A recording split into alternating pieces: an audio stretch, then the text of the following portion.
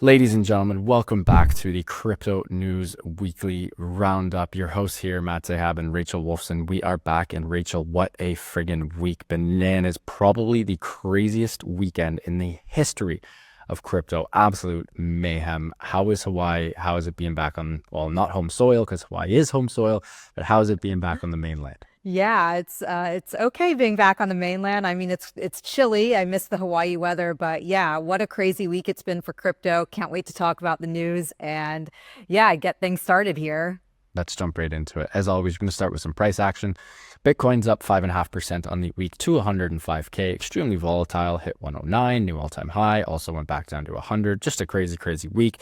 Ethereum still struggling, down 2.5% on the week to 3.25K. XRP down 7%, finally getting the drop it deserves to at around $3.12 per coin. Solana up 17% on the week. The biggest gainer of the week, back at 250 per soul, and also hit a high of, I believe, 290 this week, which is pretty wild. Doge down 8.5%, which is pretty wild considering Elon, Trump, Vivek, and everyone really pushing the Doge government arm. And Cardano also down 12.5%, back under the dollar mark.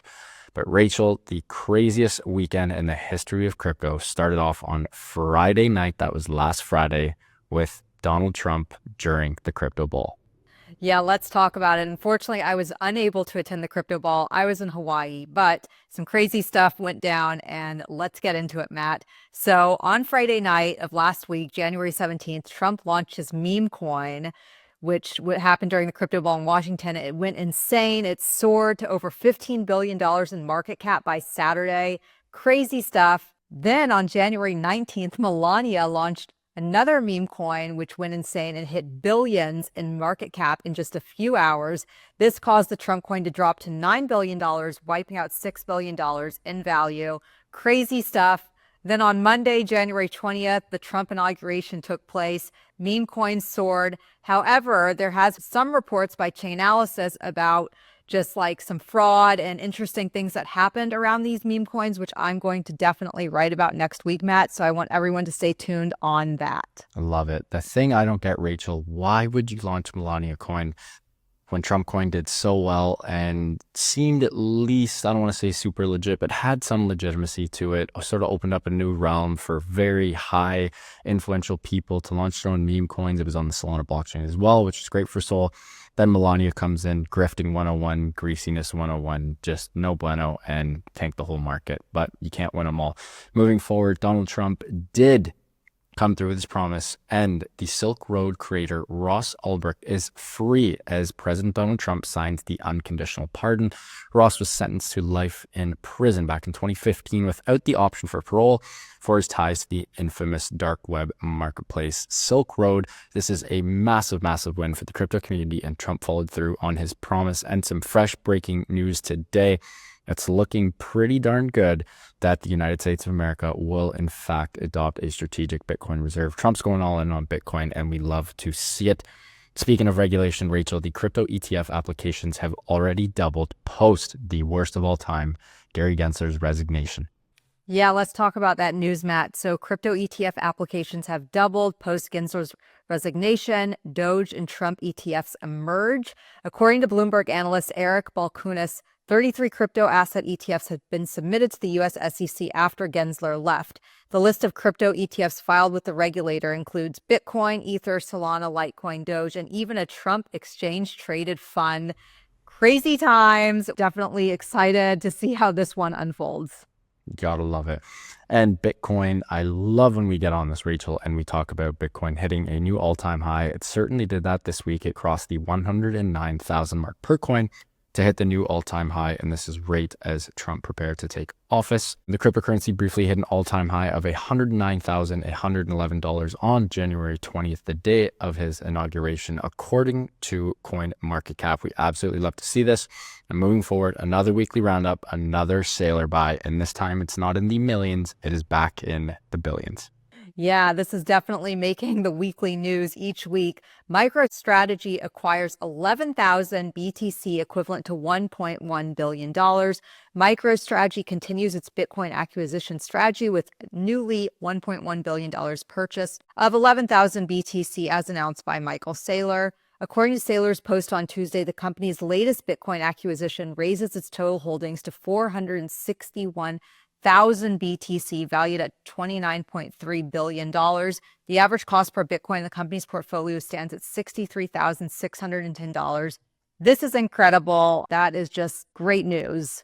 Absolutely massive news. Speaking of massive news, always love to give a shout out to Sol Strategies. Rachel and I have discussed the importance and the capability to invest in crypto via the public market. Sol Strategies is tradable on the Canadian Stock Exchange under the ticker HODL and on the OTC markets under CYFRF.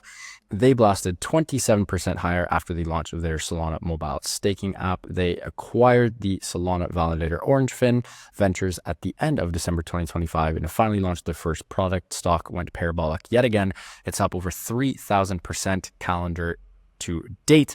And they've also been upgraded to the OTC QX Best Market, which is one leg up from the OTC Pink Markets.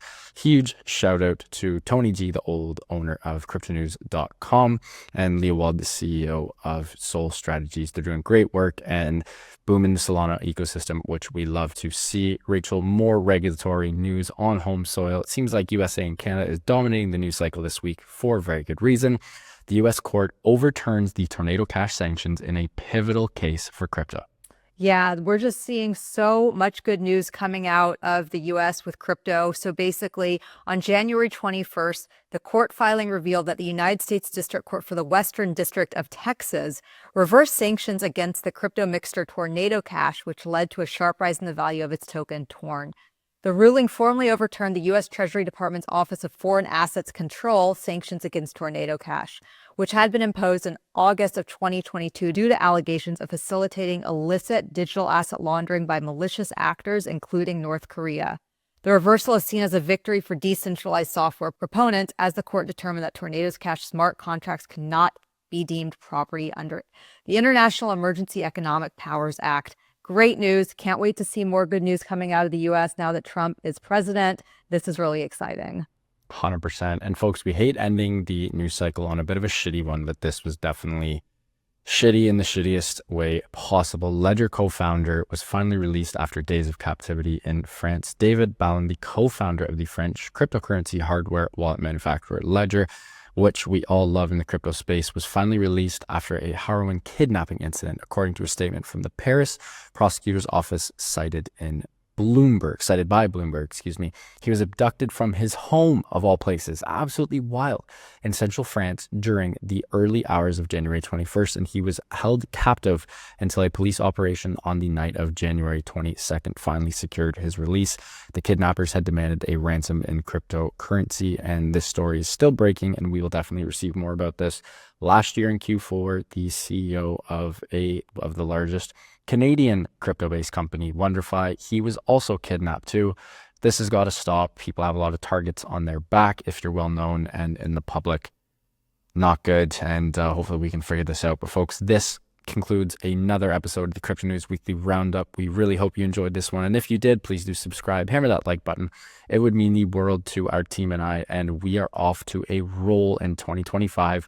More banana shit is going to pop off every week. We will be covering the hottest, trendiest, and best news stories for you. We really hope you guys enjoyed this one. And as always, thanks for tuning in. We will see you on the next one. Thanks, Matt. Bye, guys. See you next time.